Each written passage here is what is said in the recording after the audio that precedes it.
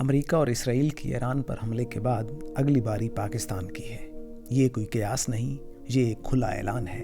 28 فروری 2026 کو امریکہ اور اسرائیل نے ایران پر وہ حملہ کیا جو تاریخ میں سب سے بڑی دہشت گردی کے طور پر لکھا جائے گا، جس میں آیت اللہ خامنئی سمیت سینکڑوں اعلیٰ افسران، سائنسدان اور شہری شہید ہوئے، اور تہران، نتنز، فردو، اصفہان جیسے اہم مراکز پر حملے نے ایران کے جوہری پروگرام، فوجی ڈھانچے اور قیادت کے بڑے حصے کو خاک میں ملا دیا۔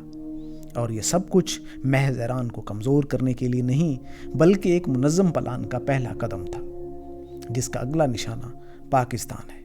اسرائیل اور امریکہ دونوں کئی بار کھل کر یہ بات کہہ چکے ہیں کہ ایران کے بعد پاکستان کا جوہری پروگرام اگلا خطرہ ہے۔ اسلامک بم کو ختم کرنا ضروری ہے اور پاکستان کے نیوکلیر ہتھیار غیر مستحکم ہیں اور دہشت گردوں کے ہاتھ لگ سکتے ہیں۔ یہ بیانات اب کوئی خفیہ راز نہیں رہے، بلکہ ان کے میڈیا، تھنک ٹینکس اور عہدیداران کی گفتگو میں بار بار دہرائے جا رہے ہیں۔ اس لیے ایران کو گرا کر اب پاکستان کو اگلا ہدف بنایا جا رہا ہے، کیونکہ پاکستان واحد اسلامی ملک ہے جس کے پاس تقریباً 170 سے 200 جوہری ہتھیار ہیں، اور یہی چیز ان کے نزدیک سب سے بڑا خطرہ ہے، کیونکہ یہ طاقت کسی بھی وقت ان کے مفادات کے خلاف استعمال ہو سکتی ہے۔ اگر پاکستان پر حملہ ہوا تو اس کے اثرات صرف فوجی نہیں بلکہ مکمل تباہی کی شکل اختیار کر سکتے ہیں۔ ایک محدود حملہ یا سائبر آپریشن کے ذریعے پاکستان کے جوہری اثاثوں کو نشانہ بنایا جا سکتا ہے۔ خلیجی راستوں میں کشیدگی یا آبنائے ہرمز کی بندش کے باعث پاکستان کا 80% تیل متاثر ہو سکتا ہے، جس سے پٹرول کی قیمت 600 سے 700 روپے فی لیٹر تک پہنچ سکتی ہے۔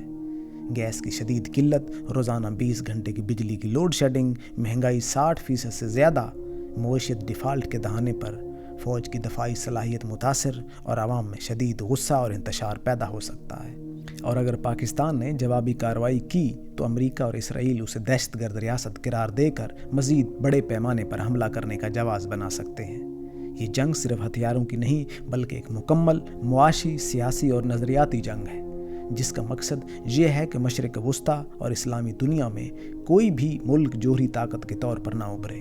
ایران کے بعد پاکستان کو کمزور کرنا اس سلسلے کی کڑی سمجھا جا رہا ہے، کیونکہ اگر پاکستان کمزور ہو گیا تو پورا اسلامی بلاک عالمی طاقتوں کے سامنے بے بس ہو جائے گا۔ اس صورتحال میں پاکستان کو فوری طور پر جاگنے کی ضرورت ہے۔ فوج کے اپنے جوہری اثاثوں کی حفاظت کو اولین ترجیح بنانا ہوگا۔